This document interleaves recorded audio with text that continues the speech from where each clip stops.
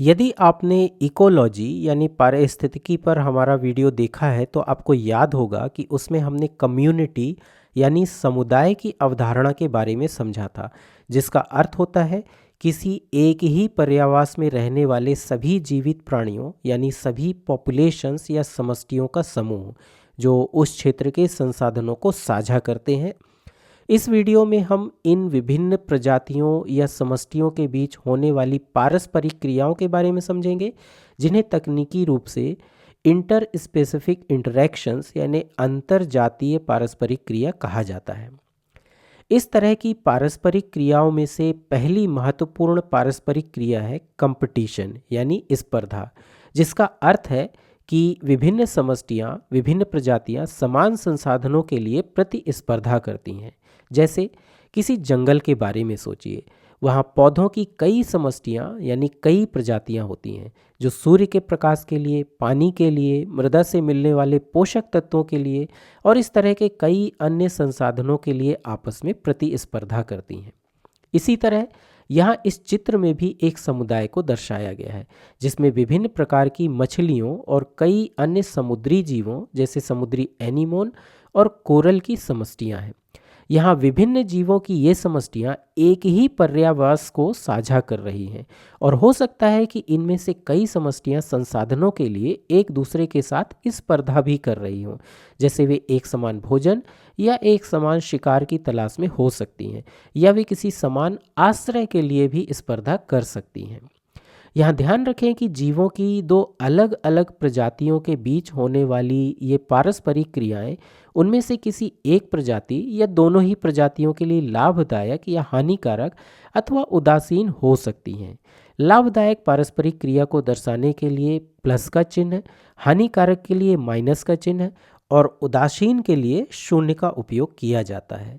जैसे मान लीजिए कि दो प्रजातियों के बीच होने वाली स्पर्धा को माइनस स्लैश माइनस संकेतन के द्वारा दर्शाया गया है, तो इसका मतलब है कि यह स्पर्धा उन दोनों ही प्रजातियों के जीवों के लिए हानिकारक है जिनके बीच यह हो रही है। और इस पारस्परिक क्रिया में इनमें से एक प्रजाति के जीवों की संख्या जितनी अधिक होगी, उसका दूसरी प्रजाति के जीवों पर उतना ही अधिक नकारात्मक प्रभाव पड़ेगा। जंगल में विभिन्न प्रजातियों के पौधों के बीच सूर्य के प्रकाश के लिए होने वाली स्पर्धा इस प्रकार की पारस्परिक क्रिया का एक उदाहरण है। कंपटीशन यानी स्पर्धा की तरह ही एक अन्य प्रमुख पारस्परिक क्रिया है प्रीडेशन यानी परभक्षण, और इसका मतलब होता है अपने भोजन के लिए किसी एक प्रजाति के जीवों द्वारा किसी अन्य प्रजाति के जीवों का शिकार करना। जैसे इस चित्र में आप एक चीता को एक हिरण का शिकार करते हुए देख सकते हैं। यह परभक्षण है, लेकिन यह परभक्षण का एकमात्र रूप नहीं है। इस चित्र में हम देख सकते हैं कि एक बकरी घास खा रही है और यह भी परभक्षण है, क्योंकि यहाँ भी एक प्रजाति का जीव जो कि बकरी है दूसरी प्रजाति यानी घास को खा रही है, और इस विशिष्ट प्रकार के परभक्षण को हर्बीवोरी या शाकाहार कहा जाता है। परभक्षण की पारस्परिक क्रिया को प्लस स्लैश माइनस संकेतन के द्वारा दर्शाया जा सकता है, जिसका मतलब है कि इसमें एक प्रजाति को हमेशा लाभ होता है जबकि दूसरी प्रजाति को हमेशा हानि होती है। यानी यहाँ शिकार प्रजाति की समष्टि जितनी अधिक होगी उतना ही अधिक लाभ परभक्षी या शिकारी प्रजाति को होगा, और परभक्षी प्रजाति की समष्टि जितनी अधिक होगी उतना ही अधिक हानि शिकार प्रजाति को होगी। इसी तरह एक और पारस्परिक क्रिया है सिम्बायोसिस यानी सहजीविता, जिसमें अलग अलग प्रजाति के कुछ जीव प्रायः भोजन और आश्रय के लिए एक दूसरे पर निर्भर होते हैं, इसलिए वे एक दूसरे के साथ रहते हैं। सामान्यतः जब सहजीविता की बात की जाती है तो इसके अंतर्गत प्रायः ऐसे जीवों की बात की जाती है जो वास्तव में एक दूसरे को लाभ पहुंचाते हैं। लेकिन तकनीकी रूप से सहजीविता का मतलब केवल एक दूसरे को लाभ पहुंचाना नहीं है, बल्कि हो सकता है कि इसमें जीव किसी तरह से एक दूसरे को नुकसान पहुंचा रहे हों, या यह भी हो सकता है कि इसमें एक जीव को तो लाभ हो रहा हो लेकिन दूसरे जीव को इससे कुछ भी हानि या लाभ नहीं हो रहा हो। इसलिए हमें सहजीविता के कई प्रकार देखने को मिलते हैं। जैसे सहजीविता का एक प्रकार है पैरासाइटिज्म यानी परजीविता। परजीविता बहुत हद तक परभक्षण के समान ही है, क्योंकि इसमें परजीवी जीव मेजबान जीव को हानि पहुंचाकर स्वयं उससे लाभ प्राप्त करता है। और यहाँ मेजबान की समष्टि जितनी अधिक होती है, परजीवी को उससे उतना ही अधिक लाभ प्राप्त होता है। उदाहरण के लिए यह एक जूं का चित्र है जो हमने काफ़ी बड़ा करके दर्शाया है।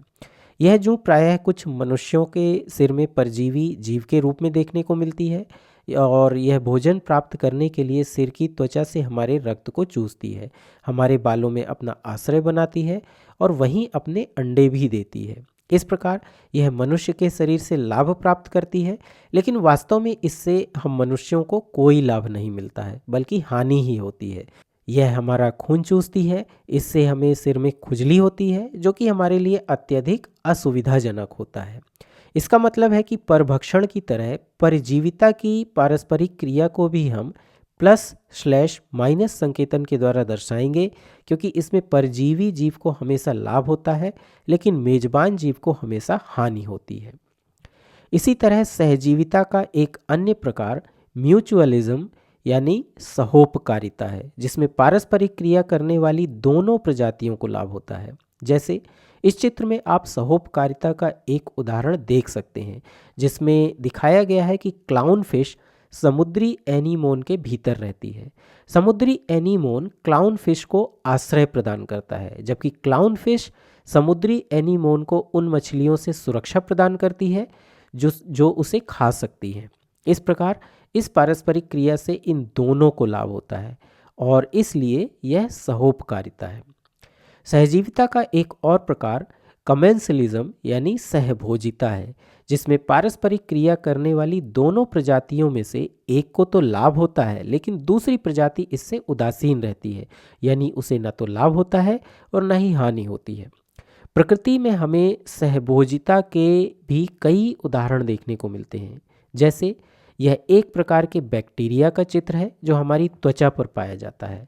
हालांकि कभी कभी ये बैक्टीरिया हमें हानिकारक बैक्टीरिया से सुरक्षा भी प्रदान कर सकता है, जिससे हमें लाभ हो सकता है, यानी इन बैक्टीरिया के साथ हमारा सहोपकारिता का सहजीवी संबंध भी हो सकता है। लेकिन सामान्यतः केवल ये बैक्टीरिया ही हमसे लाभ प्राप्त कर रहे होते हैं, क्योंकि ये हमारी त्वचा पर रहते हैं और उनसे पोषण प्राप्त करते हैं, जबकि हमें इनसे न तो कोई लाभ मिलता है और न ही कोई हानि होती है। तो ये थी विभिन्न प्रजातियों के जीवों के बीच होने वाली अलग अलग प्रकार की पारस्परिक क्रियाएं। मुझे उम्मीद है कि यह अवधारणा आपको समझ में आ गई होगी।